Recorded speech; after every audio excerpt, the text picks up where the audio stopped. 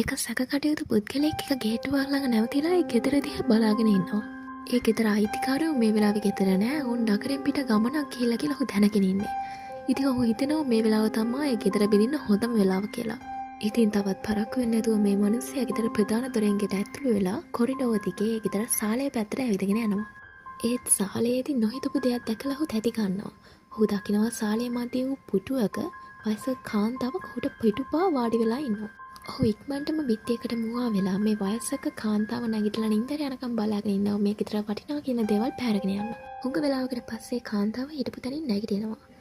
සාලේ තිබ්බ අඩ අඳුර නිසා ඒ කාන්තාව මෙයාට පිටුපාලා හිටපු නිසා ඒ කාන්තාවගේ මුහුණ පැහැදිලිව මේ මිනිහයාට පේන්නේ නැහැ. වයසක කාන්තාව ගිහින් කණ්ණාඩියක් ඉස්සරහා හිට ගන්නවා.